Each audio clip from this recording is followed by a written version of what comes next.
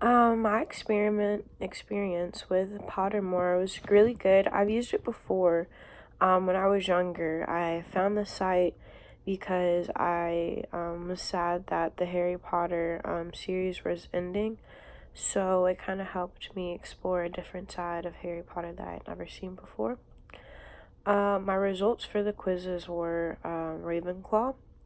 I wasn't really excited about being put in Ravenclaw, but it's okay. And I think part of that had to do with I didn't really know how to use the quizzes at first, so I thought that you only had like a few options. I didn't know that there was like multiple options you could pick from.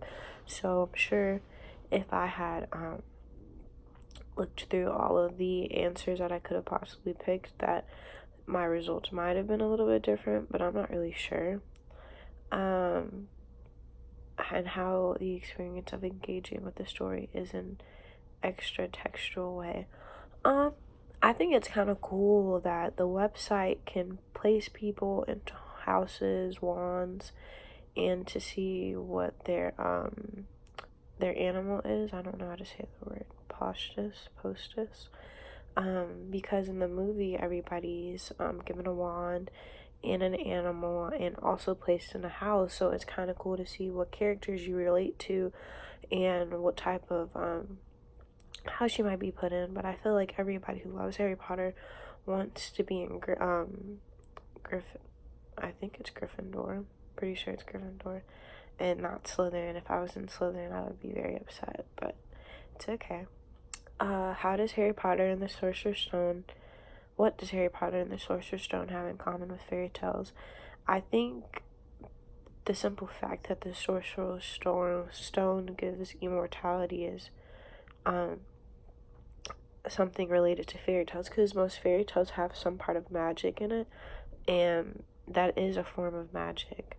Um, what makes it distinctive is the fact that a lot of fairy tale stories do not have wizards in them. They usually have um, like I don't know, like more Cinderella-y, palace-y type of thing. And I guess you can say Hogwarts is a castle or a palace, but it's not like a love story or, like in general, it's just more, I think, an adventurous type of thing where there's always a mission or always something to look for, look forward to instead of a helpless girl. Most of the women in this movie, in all the Harry Potter movies, are more like power figures. They're always helping the men out. Without the women, there is no Harry Potter. Without Hermione, there's no Harry, because half of the he would have never found the Sorcerer's Stone if it wasn't for her.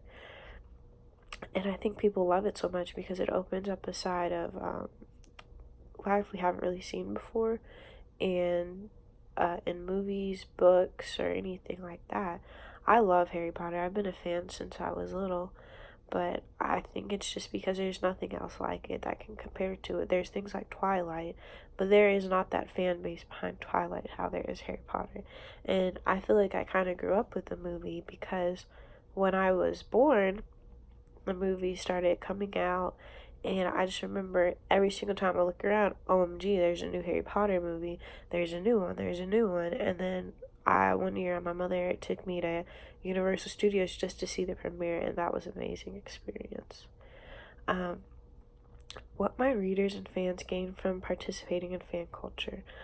I think I'm not a big fan of fan culture, but I think that it opens up definitely a different side to theories, because fans have so many theories when it comes to their favorite movies and books, that theories you would have never even imagined before, like reading it or thinking about it, because they just some people study like Harry Potter for a living, and they go to things like Miss Make or like makeshift Hogwarts, and they live there, and it's just cool to hear their experiences and everything.